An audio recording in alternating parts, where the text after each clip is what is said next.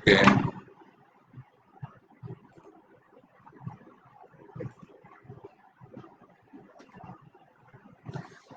আসসালামু আলাইকুম।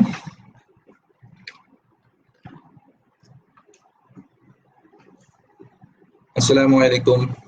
দুঃখিত, আমি আপনাদের সাথে আজকে যোগদান করতে একটু সময় বেশি নিয়ে ফেলতে হয়েছে আমার কিছু কারিগরি ত্রুটির কারণে। এজন্য আমি আন্তরিকভাবে দুঃখিত। আজকের এই ক্লাসে আপনারা যারা উপস্থিত রয়েছেন আমি সকলকে আমার পক্ষ থেকে আন্তরিক অভিনন্দন জানাচ্ছি। আপনারা আমার এই ক্লাসটি উপভোগ করবেন এবং আমার সাথে থাকবেন এই 30টি মিনিট, আমি এটাই আশা করব। ধন্যবাদ। আসো ছাত্ররা, আমরা এমনি লেট করে ফেলেছি, আমরা একটু আমাদের ক্লাসের দিকে চলে যাই।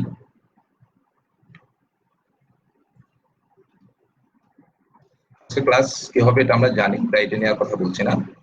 এটাও আমরা জানি যে আমাদের কি কি এইমস গুলো ছিল, এটাও আমরা জানি যে শর্ট রেজিস্ট্রেশনে কি আছে। এখন আসি আমরা আজকে যা পড়বো, আমরা আজকে যা জানবো। Mention the reverse recovery characteristics of power diode, mention the VI characteristics of series connected diode, mention the VI characteristics of parallel connected diode. এই তিনটা topic, reverse recovery characteristics, series connected diode এবং parallel connected diode, এই তিনটা বিষয়ের উপর আজকে আমরা জানবো। আমরা যাই। আমি একটা চিত্র দিয়েছি, এই চিত্রে দেখা যাচ্ছে অনেকগুলো কিছু একটা মুভমেন্ট করছে, যেগুলো বড় বড় গোল গোল ফাঁকা ফাঁকা দেখতে পাচ্ছ, এগুলো হোল। ঠিক আছে, এখন যে ঘটনাটা ঘটলো, সুইচটা অফ হওয়া সত্ত্বেও যে তিনটা ইলেকট্রন তিনটা হোলের সাথে কি হয়ে গেল, সংযুক্ত হয়ে গেল। কেন সংযুক্ত হলো? আমরা জানি যে দুটো ডায়োডের দুটো জাংশন যখন সৃষ্টি করে, দুটো পি এবং এন টাইপ লেয়ার যুক্ত হয়, তখন ওই জাংশনের মধ্যে ডিফিউশন কারেন্ট হয়, আর সেই জন্য ওখানে একটা পটেনশিয়াল ব্যারিয়ার তৈরি হয়, যেটাকে আমরা বলি ডিপ্লেশন লেয়ার। সেটা আমরা জানি 0.7 এবং 0.3 for germanium, 0.7 for silicon semiconductor. এখন এই অফ অবস্থায় এখানে ব্যারিয়ার পটেনশিয়াল আছে। আমি যদি তাকে ফরওয়ার্ড বায়াস করে কি হয় দেখি। ফরওয়ার্ড বায়াস আমি দিলাম, ফরওয়ার্ড বায়াস দিলে দেখা গেল হোলগুলো ধাবিত হচ্ছে ইলেকট্রন সংগ্রহের জন্য নেগেটিভ প্রান্তের দিকে, ইলেকট্রনগুলো ধাবিত হচ্ছে পজিটিভ প্রান্তের দিকে আকৃষ্ট হয়ে অ্যানোডের দিকে। তাহলে কি বুঝলাম? আমাদের কন্ডাকশন শুরু হয়ে গেছে ফরওয়ার্ড বায়াস কন্ডিশনে। দেখা যাক কি হয়। চলছে। এখন হঠাৎ করে দেখা গেল আমরা রিভার্স করে দিলাম। কিভাবে রিভার্স করলাম একটু লক্ষ্য করতে হবে। এখানে ব্যাটারি কিন্তু পাল্টে গেছে। এই ব্যাটারির ক্যাথোডের সাথে যুক্ত হয়ে গেছে পজিটিভ, আর এখানে নেগেটিভ যুক্ত হয়ে গেছে অ্যানোডের সাথে, যার ফলে এটা হয়ে গেল রিভার্স বায়াস। এর জন্য হচ্ছে কি, এখন এই হোলগুলো ইলেকট্রন সংগ্রহের জন্য চলে আসছে অ্যানোড টার্মিনালের দিকে, আর ইলেকট্রনগুলো এই পজিটিভের আকর্ষণে চলে আসছে ক্যাথোডের পার্শ্বের টার্মিনালের দিকে। যার ফলে হচ্ছে কি, ইলেকট্রনগুলো চলে আসছে পজিটিভ প্রান্তে, আর এখান থেকে ইলেকট্রন যাচ্ছে অ্যানোড প্রান্তে। এর ফলে এখানে সৃষ্টি হচ্ছে নেগেটিভ আয়ন, এখানে সৃষ্টি হচ্ছে পজিটিভ ডোনার আয়ন। ইলেকট্রন দান করে আর এরা ইলেকট্রন গ্রহণ করে নেগেটিভ আয়ন। যার ফলে এভাবে রিভার্স বায়াস যদি আরো কিছুক্ষণ চলতে থাকে, তাহলে আমরা দেখবো যে পটেনশিয়ালের ব্যারিয়ারের সাইজটা আরো বেড়ে গেছে। তাহলে আমরা কি বুঝলাম? 0.7 ভোল্ট পটেনশিয়াল ব্যারিয়ার থাকে, রিভার্স বায়াস করলে তা আরো বাড়ে, এবং ফরওয়ার্ড বায়াস কন্ডিশনে সেই রিভার্স কন্ডিশনটা উঠে যায়। ফরওয়ার্ড ব্লকিং মোডে 0.7 ভোল্ট পরে ওই পিএন জাংশন ডায়োডের মধ্য দিয়ে পুরোপুরি কন্ডাকশন তৈরি হয়। ঠিক আছে, তাহলে আমরা একটা ডায়োডের সম্যক ধারণা পেলাম, এবং এই আইডিয়াটা কিন্তু আমাদের একটু পরে আবার কাজে লাগবে। যারা ডায়োড সম্পর্কে প্রশ্ন করেছিলে তারা নিশ্চয়ই তোমাদের প্রশ্নের উত্তর পেয়ে গেছো, তাই না? ওটা লিখে জানাবে তোমরা স্যাটিসফাই কিনা। Thank you. আমরা যাই পেছন সামনের দিকে যাই। এখন আমি সরাসরি চলে যাচ্ছি mention the reverse recovery characteristics of power diode. আমি মাঝখানে লিখেছি এফবিডি। এফবি হচ্ছে ফরওয়ার্ড ব্লকিং ভোল্টেজ, যেটা 1.3 থেকে 3.6 ভোল্ট আমরা পাই কিসের জন্য? পাওয়ার ডায়োডের জন্য। আমরা জানি যে এটা পি টাইপ, এটা এন টাইপ, এখানে আছে একটা লেয়ার, এই লেয়ারটাকে বলা হয় ড্রিফট রিজিয়ন। এই ড্রিফট রিজিয়নটাই কিন্তু মূলত চার্জের স্তর জমা হয়। এখানে লক্ষ্য করি পি টাইপের দিকে রয়েছে নেগেটিভ চার্জ, আর এন টাইপের দিকে রয়েছে পজিটিভ চার্জ। ঠিক আছে, যখন আমরা রিভার্স বায়াস করব, সেই রিভার্স বায়াস কন্ডিশনে এখানে এই পজিটিভ নেগেটিভ চার্জগুলো জমা হয়ে পটেনশিয়াল ব্যারিয়ার তৈরি করবে, কিন্তু এই এলাকার মধ্যে কোনো ধরনের মোবাইল চার্জ ক্যারিয়ার, ইলেকট্রন বা হোল অবস্থান করতে পারবে না। আর এই থিকনেসের উপরে নির্ভর করে এই ডায়োডটির পিক ইনভার্স ভোল্টেজ বা ম্যাক্সিমাম রিভার্স রিপিটেটিভ ভোল্টেজের মান কত হবে। ঠিক আছে, আমি এই ডায়োডের ভিতরে স্ট্রাকচার নিয়ে একটু বললাম। এই ডায়োডটার এই ডিপ্লেশন লেয়ার যেই জায়গায় হবে সেই জায়গায় নিয়ে একটু বললাম। আর এখানে আমরা দেখতেছি যে এই ফরওয়ার্ড বায়াসটা আছে, ফরওয়ার্ড বায়াস থেকে এটা নেমে এখানে এসেছে। আমরা লিখেছি আইআরআর, এটা হচ্ছে ম্যাক্সিমাম রিভার্স ভোল্টেজ। ঠিক আছে, রিভার্স কারেন্ট, রিভার্স কারেন্ট। আর এখান থেকে এই যে নিচের দিকে নেমে আসলো, এই জায়গায় হচ্ছে জিরো লেভেল, এটা হচ্ছে ফরওয়ার্ড, এটা হচ্ছে রিভার্স। ঠিক আছে, এই রিভার্সটা ম্যাক্সিমাম কারেন্টটা প্রবাহিত হয়ে সে আবার জিরো পজিশনে চলে আসছে, অর্থাৎ তার কোনো কারেন্ট যাচ্ছে না। তাহলে এই জায়গা থেকে শুরু করে এই জায়গা পর্যন্ত যে ঘটনা, এটাকে বলা হচ্ছে রিভার্স রিকভারি ক্যারেক্টারিস্টিক্স। কিরকম সেটা, যে একটা ডায়োড ফরওয়ার্ড থেকে পুরোপুরি রিভার্স কন্ডিশনে আসার জন্য যে বৈশিষ্ট্য সে প্রদর্শন করে সেটাকে বলা হয় রিভার্স রিকভারি ক্যারেক্টারিস্টিক্স। এটা হচ্ছে একটা অস্থায়ী অবস্থান। একটা ডায়োডের দুইটা সুইচিং স্টেট আছে, একটা ফরওয়ার্ড একটা রিভার্স, একটা অন একটা অফ। ঠিক আছে, ফরওয়ার্ড মানে অন আর রিভার্স মানে অফ। এই দুইটা সুইচিং স্টেটের মাঝখানে যে অল্প সময়ের জন্য সে অবস্থান করে সেটাকে বলা হচ্ছে রিভার্স রিকভারি ক্যারেক্টারিস্টিক্স। অর্থাৎ ফরওয়ার্ড থেকে রিভার্স হওয়ার জন্য যে সময়টা সে নেয়, সে সময় সে যে বৈশিষ্ট্য প্রদর্শন করে সেটাই হচ্ছে reverse recovery characteristics. Reverse recovery characteristics of a diode is actually the turn off transient. Transient মানে হচ্ছে অল্পক্ষণের জন্য, ক্ষণস্থায়ী portion of the switching characteristics. ঠিক আছে, তাহলে সেটা আমরা পড়লাম। এরপরে আসছি, this is the important process of turn off transient which is known as the reverse recovery. উপরের পড়াটাতে কি বলা হয়েছে, যখন আমি এই ডায়োডটা ফরওয়ার্ড থেকে রিভার্স করব, রিভার্স করার সাথে সাথে কিন্তু এই জাংশনের মধ্যে যেই চার্জ ক্যারিয়ার গুলো রয়েছে মেজরিটি এবং মাইনরিটি, তারা কিন্তু সাথে সাথে তাদের নিজস্ব এলাকায় ফিরে যেতে পারবে না। যেতে যে সময় দিবে, কিছুক্ষণ সময় সে নেবে, ওই সময়টার মধ্যে কি হবে, যেই ঘটনাটা ঘটে যাচ্ছে সেটাকে বলা হচ্ছে রিভার্স রিকভারি। তাই সংজ্ঞা থেকে বলছে this is the important process, এটা একটা পদ্ধতি of the turn off transient which is known as the reverse recovery. অর্থাৎ একটা ডায়োড ফরওয়ার্ড কন্ডিশন থেকে রিভার্স কন্ডিশনে একেবারে জিরো কারেন্ট পর্যন্ত পৌঁছার সময় যেই ট্রানজিয়েন্ট বা সময় বা যে অল্প ঘটনাটি ঘটে সেটাকে বলা হচ্ছে রিভার্স রিকভারি। নিশ্চয়ই আমরা বুঝতে পেরেছি।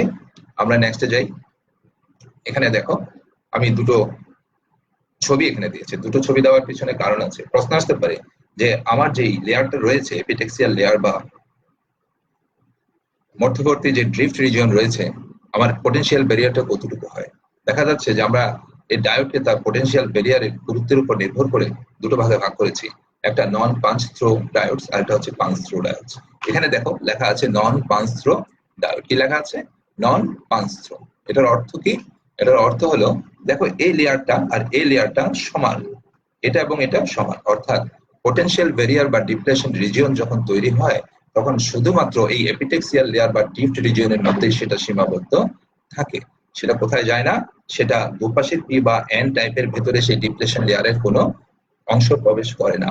আর এখানে দেখো রিভার্স বায়াস কন্ডিশনের মধ্যে এই লেয়ারটা এই লেয়ার চেয়ে বড়, এটা ছোট। এর অর্থ হচ্ছে যেই ড্রিফট রিজিয়ন রয়েছে সেই পটেনশিয়াল ব্যারিয়ারটা ড্রিফট রিজিয়ন পার করেও এদিকে পি টাইপ এবং এদিকে এন টাইপের দিকে কিছুটা অংশ দখল করেছে।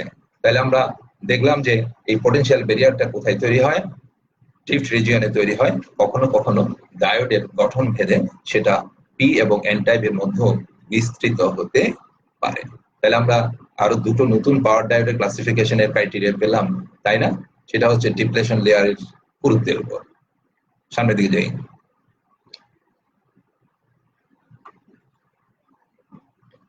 দেখো step the reverse recovery process. Reverse recovery প্রসেসের স্টেপ মানে হচ্ছে একটা ডায়োডকে যখন আমি ফরওয়ার্ড থেকে হঠাৎ করে রিভার্স করব তখন কি সাথে সাথে সেই ডায়োডটা রিভার্স হয়ে যাবে? হবে না। ফার্স্ট কি হবে, stored majority minority charge of deep region is remove so that the junction could be reverse bias. এটার কথা বলা হচ্ছে যে এখানে যেই চার্জ ক্যারিয়ার গুলো ছিল সেই চার্জ ক্যারিয়ার গুলো কি হবে, রিমুভ হবে। কোথায় যাবে? পোলগুলো এদিকে চলে যাবে, ইলেকট্রন এদিকে চলে যাবে, এখানে চার্জ ক্যারিয়ারের সৃষ্টি হবে, সরি এখানে চার্জের সৃষ্টি হবে। এদিকে সৃষ্টি হবে নেগেটিভ চার্জ, এদিকে সৃষ্টি হবে পজিটিভ চার্জ। নেক্সট কি বলছে, the sweeping and the recombination lead to the expansion the depletion region। অর্থাৎ কিছু কিছু যদি থেকে থাকে চার্জ ক্যারিয়ার গুলো মেজরিটি মাইনরিটি, তাহলে সেগুলো একেবারে পরিষ্কার হয়ে যার যার জাংশনে চলে যাবে এবং ডিপ্লেশন রিজিয়নটা ধীরে ধীরে এই অংশের মধ্যে ডেভেলপ করতে থাকবে। অর্থাৎ এভাবে এই রিজিয়নটাকে ডেভেলপ করে এখানে একটা পটেনশিয়াল ব্যারিয়ার তৈরি হবে। আর এই পটেনশিয়াল ব্যারিয়ারটা পরিমাণ কতটুকু হবে, তার পিক ইনভার্স ভোল্টেজের ক্যাপাসিটি কত হবে, সেটা আমরা আগের ক্লাসে পড়েছি যে এই ডিপ্লেশন রিজিয়নের ডপিং লেভেলের উপরে নির্ভর করে নির্ধারিত হবে যে আমার এই পাওয়ার ডায়োডটা কত ভোল্টেজ রিভার্স ভোল্টেজ সহ্য করতে পারবে, তার পিক ইনভার্স ভোল্টেজ কত হবে। আবার কি বলেছে, During forward bias on a state, the drift region contains majority charge carrier due to double injection. অর্থাৎ এদিক থেকেও চার্জ ক্যারিয়ার ঢোকে, এদিক থেকেও চার্জ ক্যারিয়ার ঢোকে। Until these stored minority charge carrier decay, যতক্ষণ পর্যন্ত এরা চলে যাচ্ছে না, the forward current flows with the decaying nature during time period 3. অর্থাৎ এখান থেকে সে ফরওয়ার্ড বায়াস আমি অফ করে দিয়েছি, অফ করে দেওয়া মাত্রই কিন্তু সে জিরো লেভেলে চলে আসেনি। তার ভেতরে যে চার্জ ক্যারিয়ার গুলো ছিল, সেই চার্জ ক্যারিয়ার গুলোর জন্য ফরওয়ার্ড কারেন্টটা কমে জিরো লেভেলে আসতে সে কিছুটা সময় নিয়েছে। সেই সময়টা মান আমরা ধরেছি T3। এখানে যেটা দেখতে পাচ্ছ DIR ডিভাইডেড বাই DT, এটা হচ্ছে রিভার্স কারেন্ট যেটা প্রবাহিত হবে রিভার্স বায়াস কন্ডিশনে, সেটা স্লোপ বা সেটা রেট, যে reverse current rate with the time. আসি আমরা এখন নেক্সট স্টেজে আমরা চলে যাই। এতটুকু তো আমরা বুঝতে পেরেছি যে ফরওয়ার্ড কন্ডিশন থেকে রিভার্স করা মাত্রই কিন্তু সে রিভার্স কন্ডিশনে যাবে না। সে যে চার্জ গুলো এই ডিপ্লেশন রিজিয়নের মধ্যে রয়েছে, এই এপিটেক্সিয়াল লেয়ারের মধ্যে রয়েছে, এই ডিফট রিজিয়নের মধ্যে রয়েছে, এই চার্জ গুলো ডিকেট ডাউন হয়ে ফরওয়ার্ড কারেন্টকে জিরো করার জন্য সে একটা সময় নেবে। সেই সময়টাকে আমরা বলেছি T3। নেক্সট আমরা সামনে যাই, দেখো এবং বলছে after the time period 3 the reverse current begins low. এরপরে যে টাইম পিরিয়ড 3 এর পরে রিভার্স কারেন্টটা ফ্লো করা শুরু করেছে। আমরা দেখতে পাচ্ছি রিভার্স কারেন্টটা ফ্লো করছে, কিন্তু সেটাও কিন্তু খুব অ্যাব্রাপ্টলি নামছে না, গ্রাজুয়ালি নিচের দিকে নেমে একটা ভ্যালুতে এসে থেমেছে। সেটাকে বলা হচ্ছে IRR, সেটাকে বলা হচ্ছে IRR অর্থাৎ reverse recovery current. Okay, as the stored majority carrier and the drift region decreases, ohmic resistance or drift region increases, which causes beyond to decrease quickly to T3 after T3। অর্থাৎ এখানে যে ইয়েটা রয়েছিল, career রয়েছিল, সেগুলো আস্তে আস্তে decay হয়ে গেল। ডিকে হওয়ার পরে এখানে একটা ohmic রেজিস্ট্যান্স ডেভেলপ করেছে এবং সেটা T3 এর পর থেকে আমরা T4 পর্যন্ত দেখতে পাবো। দেখা যাক কি হয়। Reverse current increases to the maximum when all charges in the depletion region flow out। যখন সব ডিপ্লেশন রিজিয়ন থেকে সমস্ত চার্জ ক্যারিয়ার গুলো তার যার পোর্শনে চলে গেছে, তখন একটা ম্যাক্সিমাম কারেন্ট হয়ে গেছে। সেটা কত? IRR। কোথায় পেয়েছি? এই IRR। ঠিক আছে, after the maximum reverse current at the end T4 time শেষ, T5 টাইম শুরু।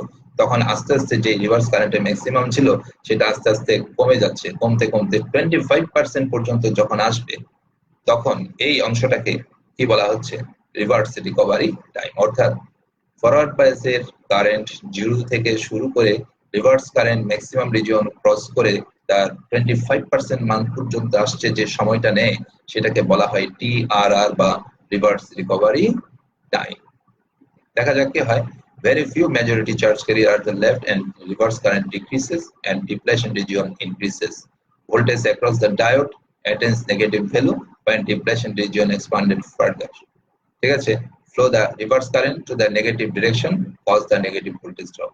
অর্থাৎ যখন T4 অতিক্রম করে ম্যাক্সিমাম হয়ে সে জিরোর দিকে যাচ্ছে, সেটা কিন্তু ফরওয়ার্ড কারেন্টের বিপরীত, অর্থাৎ নেগেটিভ কারেন্ট শো করেছে। এবং সেটা আমরা দেখেছি T4 সময়ে ম্যাক্সিমাম ছিল, T5 সময়টা হচ্ছে 25% পর্যন্ত পৌঁছতে। কখনোই আবার ধরে নেবে না যে একেবারে জিরো পর্যন্ত পৌঁছতে। জিরোর আগেই ম্যাক্সিমাম মানের 25% পৌঁছা পর্যন্ত যে সময়টা সে নিয়েছে, অর্থাৎ T4 এবং T5 দুটোকে যুক্ত করেই বলা হচ্ছে রিভার্স রিকভারি টাইম। তার একটা ম্যাথমেটিক্যাল ডেরিভেশন আমাদের বের করতে হয়, কারণ এখানে তিনটা বিষয় জড়িত: reverse recovery charge, reverse recovery current, reverse recovery time. এই রিভার্স রিকভারি টাইমের ভেতরে আমরা লক্ষ্য করছি যে এখানে একটা ত্রিভুজ আকৃতির শেপ আমরা পেয়েছি, একটা কার্ভ আমরা পেয়েছি, ঠিক না? এটা দিয়েই আমরা আমাদের ইকুয়েশনটা ডেভেলপ করব। চলো আমরা ধারাবাহিকভাবে আসি। Time is taken by reverse recovery current to become maximum IRR। T4 সময়ের ভেতরে সে যে কারেন্টটা যাচ্ছে সেটা হচ্ছে কত? IRR। কোথায় পেয়েছি? এখানে পেয়েছি। আমরা একটু সামনের দিকে যাচ্ছি, দেখো একটা কারণে। Time when charge from depletion region is removed। অর্থাৎ এই T4 সময়ে ডিপ্লিশন রিজিয়নের চার্জ রিমুভ হয়। T5 the time is taken by reverse recovery current to decrease 25%। অর্থাৎ IR ম্যাক্সিমাম ভ্যালু থেকে 25% ডিকেট ডাউন হতে যে সময় নেয় সেটাকে বলা হয় T5। এই T5 সময়ে আসলে কি ঘটে? Time when charge from semiconductor region is removed। অর্থাৎ T4 সময়ে ডিপ্লিশন রিজিয়ন থেকে চার্জগুলো রিমুভ হয়েছিল, আর T5 সময়ে কি হয়েছে, সেমিকন্ডাক্টর রিজিয়ন থেকে চার্জ গুলো রিমুভ হয়েছে। ওকে, এখন আমরা আসি T4 এবং T5 পাওয়ার পরে একটা ফ্যাক্টর আসে, এটাকে বলা হয় S factor, snappiness factor or softness factor. T5 by T4, T5 by T4। এই স্ন্যাপিনেস ফ্যাক্টরের উপরই নির্ভর করে আমার পাওয়ার ডায়োডটার সুইচিং স্পিড কত, সেটা আমরা একটু পরেই দেখতে পাবো। কি নির্ভর করে? এই ডায়োড এস এর উপরে নির্ভর করবে আমার ডায়োডের সুইচিং স্পিড কত।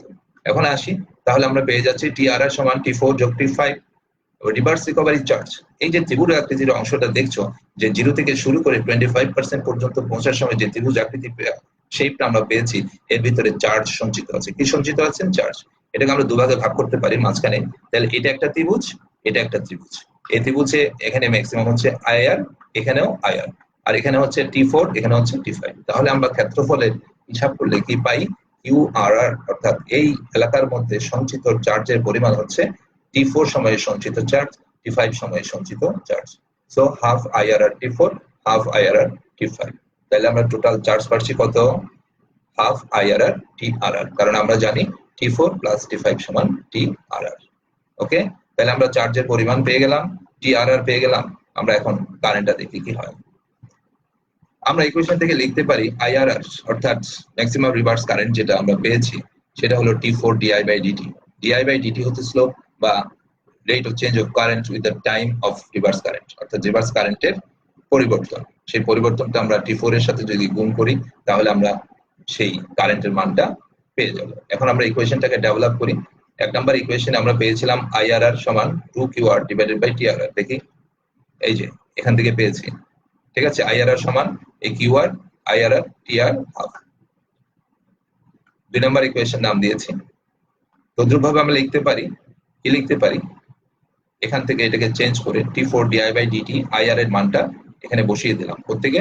এখান থেকে বসিয়ে দেওয়ার পরে আমরা যেটা পাচ্ছি, কি পাচ্ছি দেখো, এখান থেকে ইকুয়েশনটা কি আসছে? T4 TRR 2QRR divided by di/dt।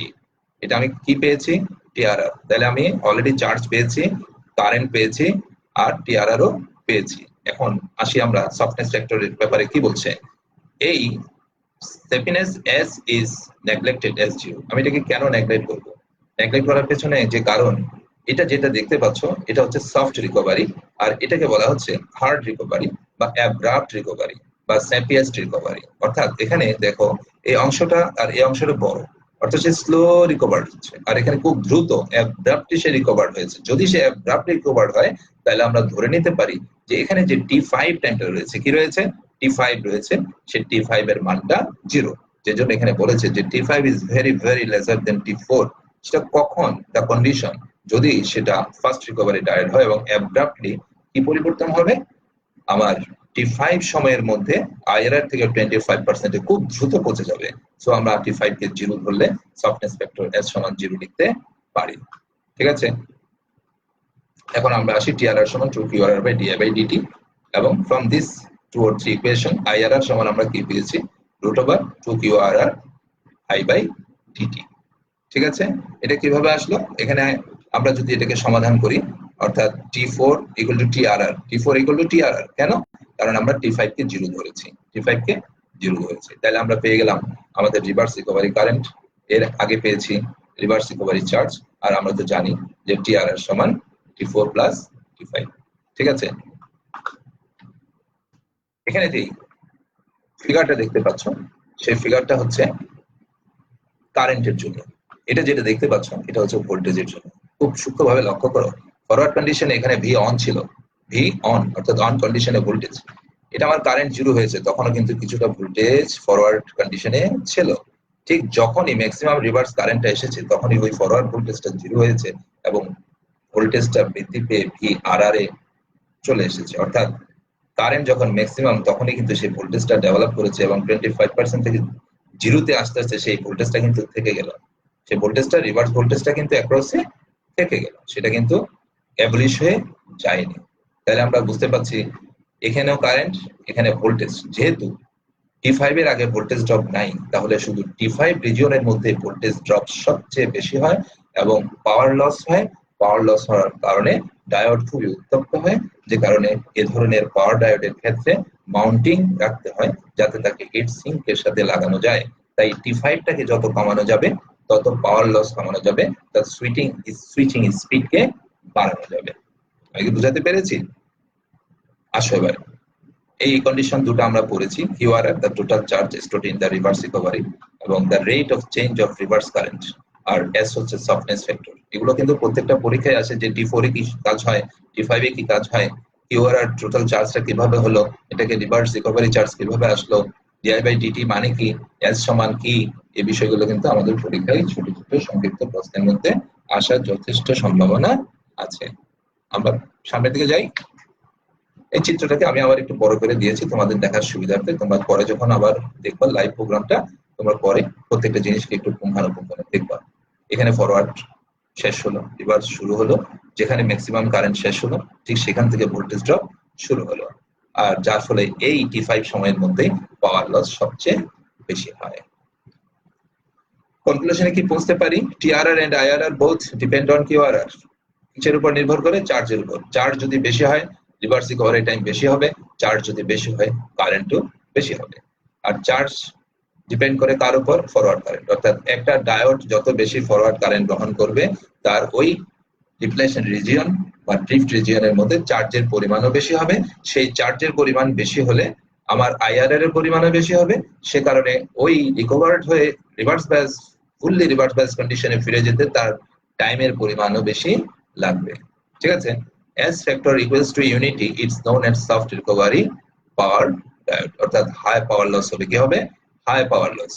High power unity মানে হচ্ছে, আমি যাই একটু, ইউনিটি মানে হচ্ছে এই অংশটুকু এবং এই অংশটুকু সমান। যদি সেটা হয় তাহলে সফটনেস ফ্যাক্টরে এখানেও যা এখানেও তা, অর্থাৎ T5 T4 সমান হলে S হবে 1। সেজন্য বলছে S factor ইউনিটি হলে সেটা হবে soft recovery diode. For S factor less than unity হলে ফাস্ট বা হার্ড অথবা স্ন্যাপি রিকভারি ডায়োড, যেটাতে পাওয়ার লস হবে কম কারণ T5 রিজিয়ন লাগবে কম। ঠিক আছে? S factor indirectly indicates the voltage transient that occurs upon the turn off of the voltage. Low S factor implies high transient over voltage, while high S factor implies low frequency reverse voltage। এখানে যেটা বলা হচ্ছে, যদি S factor high হয়, S factor high হলে কি হবে? S factor high হলে তার অসিলেটরি ভোল্টেজ অর্থাৎ তার ওয়ার্কিং ফ্রিকোয়েন্সিটা কম হবে। আর যদি সেটা কি হয়, S factor যদি হাই হয়, আর total power loss during turn off the product of diode current and voltage during TRR। ঠিক আছে? তাহলে আমরা দেখলাম যে আমাদের S ফ্যাক্টরের উপর কিন্তু আমাদের একটা ডায়োডের অনেকগুলো বৈশিষ্ট্য নির্ভর করছে যখন সে ফরওয়ার্ড থেকে রিভার্স কন্ডিশনে যাবে। এখানে আবার বলেছি কি, most of the power losses occurs during T5। তাহলে আমরা সামনের দিকে যাই। এটা বোঝা গেছে যে QRR, IRR, TRR, S factor এই চারটা বিষয় আমার রিভার্স রিকভারির বৈশিষ্ট্যের উপর কতটুকু প্রভাব রাখছে, আর এই প্রভাবের কারণে আমার একটা ডায়োডের অনেকগুলো characteristics পরিবর্তন হয়ে যাবে। Importance of reverse recovery characteristics. When the diode takes the transition from forward bias to reverse bias condition, then due to the delay caused to the follow reverse recovery current and the blocking time increases. Therefore, it affects the switching action in the diode, which reduces switching speed. অর্থাৎ বলা হচ্ছে যে reverse recovery টাইমটা একটা গুরুত্বপূর্ণ বিষয়, যে reverse recovery time যদি বেশি লাগে তাহলে তার সুইচিং স্পিড কম হবে, রিভার্স রিকভারি টাইম যদি কম লাগে সুইচিং স্পিড বেশি হবে। আর যদি রিভার্স রিকভারি টাইম বেশি কিন্তু আমি তার টলারেন্সের বাইরে তাকে ফ্রিকোয়েন্সিতে কাজ করতে দিলাম, তাহলে ডায়োডটা আলটিমেটলি শর্ট হয়ে যাবে, কাজ করতে পারবে না। ঠিক আছে? এটা হচ্ছে IF is large, then TRR is large. IF is a small, TRR is a small। যেটা আমি বলেছিলাম যে ফরওয়ার্ড কারেন্টের উপর নির্ভর করে, সেটা দেখানোর জন্য এটা রেখেছি। এটা আমরা আগে পড়েছি, এখন আবার একটু দিয়েছি তোমাদের রিকলিং এর জন্য, তোমরা বাসায় ভিডিওটা দেখে একটু দেখে নেবে।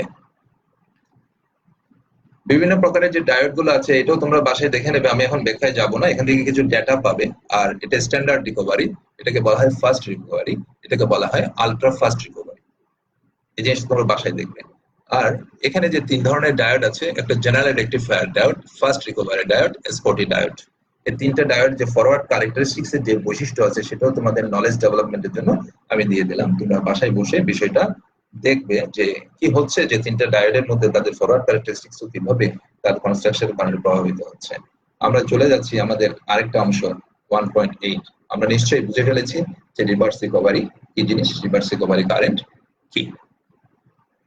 ওকে, এখন আমাদের অনেক সময় ইন্ডাস্ট্রিতে ডায়োড থাকে, কিন্তু সেই ডায়োড গুলো হয়তো বা আমার যেই রিভার্স ভোল্টেজ ওভারকাম করতে হবে, যে পিক ইনভার্স ভোল্টেজ রয়েছে তার চেয়ে বেশি। ধরো আমার লাগছে 100 ভোল্ট, আমার কাছে আছে দুটো 50 ভোল্টের ডায়োড, কি আছে দুটো 50 ভোল্টের ডায়োড, তাহলে আমি যদি সিরিজ করি তাহলে আমি পিক ইনভার্স ভোল্টেজের পরিমাণটাকে বাড়াতে পারবো।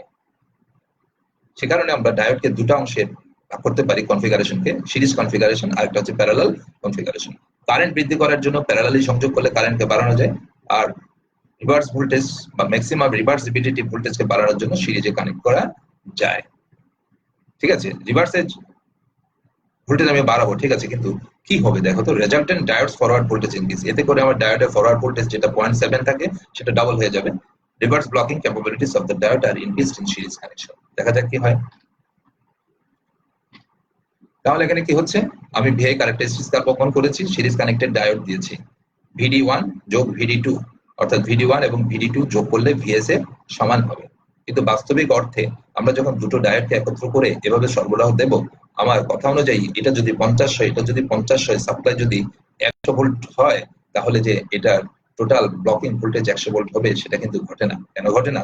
দুটো ডায়োডের বৈশিষ্ট্যের মধ্যে কিছুটা তারতম্য থাকে, যার ফলে দেখা যায় সিরিজ কানেক্টেড হওয়ার কারণে তাদের যেই রিভার্স কারেন্ট, সেই রিভার্স কারেন্টটা কি হয়, সমান থেকে যায়। আর সমান থেকে গেলে এই ভোল্টেজ শেয়ারিং করতে পারে না, তখন হয় কি VD1 VD2 এর মধ্যে ভোল্টেজের তারতম্য দেখা দেয়, যার ফলে যখন একটা ডায়োড একটা ব্রেকডাউন ঘটে যাবে, আমার যেই উদ্দেশ্যে আমি দুটো ডায়োডকে সিরিজ করেছি সেই উদ্দেশ্য কিন্তু আমার চরিতার্থ হবে না। অর্থাৎ আমার দুটা ডায়োডের মাধ্যমে 50-50 যোগ করে 100 volt maximum reverse repetitive voltage তৈরি করা যাচ্ছে না।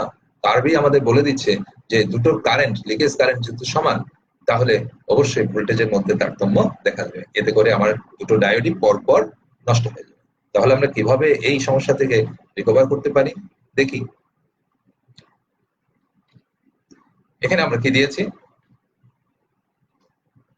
সিরিজে দুটো রেজিস্টর দিয়েছি সমমানের। এতে করে হচ্ছে কি, এটাকে বলা হচ্ছে ভোল্টেজ শেয়ারিং নেটওয়ার্ক। এতে করে এই ভিএসএস টা ইকুয়ালি, এখানে যদি 100 হয় তাহলে এখানে 50, এখানে 50 ভাগ হয়ে যাবে R1 এবং R2 যদি সমান হয়। এতে করে আমার কোনোভাবেই আর এখান থেকে দুটো ডায়োড পৃথকভাবে ব্রেকডাউন ঘটার সম্ভাবনা নেই। অবশ্যই আমরা এই দুটো ডায়োডের যেই পিক ইনভার্স ভোল্টেজ রয়েছে সেটাকে যোগ করে আমরা ডবল পিক ইনভার্স ভোল্টেজের সুবিধা আদায় করতে পারবো, এবং আমাদের সেই কাজে আমরা ডায়োডকে সিরিজ কানেক্টেড করে ব্যবহার করতে পারবো। কিভাবে হলো দেখো, এখানে আইএস যে কারেন্টটা রয়েছে সেটা দুটো অংশে আছে, একটা IS1 আর IR1, একটা IS1 IR1, আর এদিকে রয়েছে IS2 IR2। এই ইকুয়েশন থেকে আমরা আস্তে আস্তে দেখতে পারি V1 = VD2 ডেফিনেটলি হবে। এরপরে কি আসছে IR1 VD1, আমরা ইকুয়েশনের মধ্যে বসিয়ে দিচ্ছি, ঠিক আছে। IR1 = VD1 divided by R1। Okay, VD1 হচ্ছে এই ভোল্টেজটা, এটা VD2 এই ভোল্টেজটা, তাহলে এই কারেন্ট এই R1 এই VD থেকে আমরা IR1 এর মান বের করেছি, এই মানটা বের করেছি। এবার IR2 এর মানটা বের করি, IR2 সমান বেরিয়েছে। ওকে, বের হওয়ার পরে আমরা দেখেছি যে এটা এবং এটা IS1 এবং VD1, অর্থাৎ এটা যোগ এটা এবং এটা যোগ এটা সমান, পরস্পর সমান, ঠিক আছে। So VD1 plus VD2 equal to VS, that is আমাদের ভোল্টেজটা সঠিকভাবে D1 এবং D2 এর মধ্যে শেয়ারিং হয়েছে, যার ফলে আমরা কি সুবিধাটা পাচ্ছি, আমাদের দুটো কম ভোল্টেজের ডায়োডকে সিরিজে সংযুক্ত করে আমার টোটাল পিক ইনভার্স ভোল্টেজ বা টোটাল ম্যাক্সিমাম রিপিটেড ভোল্টেজের মানটা আমরা ডেভেলপ করেছি, যার ফলে এখানে তাদের দুটো কারেন্ট ভেরি হয়ে গেছে, ভেরি হয়ে ভোল্টেজটা সমান রয়েছে, ঠিক আছে, এবং আমাদের ভোল্টেজের মানও বৃদ্ধি পেয়েছে। কিন্তু পক্ষান্তরে আগে ছিল কি, পক্ষান্তরে আগে ছিল অন্যটা, যে এটা এক সময় এটা এক সময়, ঠিক আছে। তাহলে আমরা বুঝলাম যে ডায়োড সিরিজ কানেক্টেড করলেও সেই সিরিজ কানেক্টেড এর সাথে যদি আমরা সিরিজে দুটো রেজিস্টার সমমানের লাগিয়ে দিতে না পারি চিত্ররূপ অনুযায়ী, তাহলে আমরা ভোল্টেজটাকে শেয়ারিং করতে পারি না, যার ফলে দুটো ডায়োড একত্রে পিক ইনভার্স ভোল্টেজের উন্নতি ঘটাতে পারে না। আমরা এখন চলে যাই সার্জ ভোল্টেজ। সার্জ ভোল্টেজ আমরা অনেকে জানি না, তাই আমি চিত্রটা দিয়েছি। নরমালি ভোল্টেজ চলছে, মনে করো আমার লাইন ভোল্টেজ আছে কত 220 ভোল্ট, হঠাৎ করে কোথাও একটা ফ্লাকচুয়েট হলো, থান্ডারিং হলো, পিক উঠে গেল, স্পাইক উঠে গেল। স্পাইক মানে হচ্ছে প্যারা, অর্থাৎ খুব সরু একটা ভোল্টেজ উঠে গেল, এটাকে বলা হয় সার্জ ভোল্টেজ। কি বলা হয়? Surge voltage. এই ধরনের ভোল্টেজ যদি কখনো এসে থাকে, তাহলে তাকে প্রোটেক্ট করার জন্য এই রেজিস্টরের সাথে যদি দুটি সমমানের ক্যাপাসিটর যুক্ত করে দেওয়া হয়, তাহলে এই ভোল্টেজটা সি এবং সি2 এর মধ্যে ভাগ হয়ে গিয়ে আমার ডায়োড যে কোনো একটিকে সমূহ দুর্ঘটনা অর্থাৎ নষ্ট হয়ে যাওয়ার হাত থেকে রক্ষা করতে পারে। আর সেই সার্জ ভোল্টেজকে শেয়ারিং এর জন্য আমরা ক্যাপাসিটর ব্যবহার করব। তাহলে আমরা সিরিজের যে কয়টা অংশ রয়েছে সবগুলো শেষ করলাম। এখন আমরা চলে যাই আমাদের প্যারালালের দিকে। তাহলে আমরা সিরিজ দিয়ে কি করলাম? সিরিজ কানেকশনের মাধ্যমে আমরা দুটো কম মানের পিক ইনভার্স ভোল্টেজ সম্পন্ন ডায়োড ধরে নিলাম 50, এটাও 50, দুটোকে যুক্ত করে আমরা টোটাল পিক ইনভার্স ভোল্টেজের মানকে 100 তে উন্নীত করেছি। কততে? 100 তে উন্নীত করেছি। ঠিক আছে? এই আরএস এবং সি1 এটাকে কিন্তু একত্রে আবার স্নাবার নেটওয়ার্ক বলা হয়। কি বলা হয়? স্নাবার নেটওয়ার্ক। অর্থাৎ এর সাথে সিরিজে এভাবে যদি প্যারালালে এবং দুটো সিরিজে যদি আমরা এই নেটওয়ার্কটাকে দিয়ে দেই, তাহলে এই সার্জ ভোল্টেজটা এই অংশে এবং এই অংশে ভাগ হয়ে ইকুয়ালি অ্যাবজর্ব হয়ে যাবে, যার ফলে কোনো ডায়োডের উপরে অতিরিক্ত ভোল্টেজের চাপ তৈরি হবে না। এই নেটওয়ার্ককে বলা হয় স্নাবার নেটওয়ার্ক। ওকে, এখন আসি আমরা প্যারালাল। ঠিক সিরিজের মতো প্যারালাল আমার কারেন্ট বাড়াতে হবে। D1 এবং D2 দুটো আমি লাগিয়ে দিয়েছি, কিন্তু আমি যদি রেজিস্টরটা না দিই সমান কারেন্ট কিন্তু ভাগ হবে না। কেন? যখন একটা ডায়োড আগে কন্ডাকশনে যাবে, একটা ডায়োড আগে যদি কারেন্ট বেশি নিয়ে নেয়, একটা ডায়োড নষ্ট হবে, তাহলে অতিরিক্ত কারেন্ট গিয়ে বাকি ডায়োডটাও আমার নষ্ট হয়ে যাবে। সেক্ষেত্রে আমাকে কি করতে হবে? দুটি সমমানের রেজিস্ট্যান্স যদি আমি লাগিয়ে দেই যেখানে R1 এবং R2 সমান, তাহলে কোনোভাবেই দুটো ডায়োডের মধ্য দিয়ে পৃথক রেটে কারেন্ট যেতে পারবে না। এখানেও যা কারেন্ট যাবে R2 তেও সেই কারেন্ট যাবে, যার ফলে কারেন্টটা ইকুয়ালি D1 এবং D2 এর মধ্যে ডিস্ট্রিবিউট হয়ে আমার টোটাল কারেন্ট ক্যাপাসিটিকে বৃদ্ধি করবে। এখন আসি এটা স্ট্যাটিকের জন্য, ডিসির জন্য। যদি সেটা আবার ট্রানজিয়েন্ট সেকশনে হয় বা ভেরিয়েবল হয়, তখন কি হবে? যদি কোনো কারণে ভেরিয়েবলের D1 এর মধ্যে কারেন্ট বেড়ে যায়, তাহলে L1 এর মধ্যে কারেন্ট বাড়বে। L1 এ কারেন্ট বাড়লে এখানে ভোল্টেজ ইনডিউস বেশি হবে। L1 এবং L2 আবার ইন্ডাকটিভলি কাপলড, এখানে ভোল্টেজ বেড়ে গেলে এখানে কমে যাবে, এখানে বেড়ে গেলে এখানে কমে যাবে।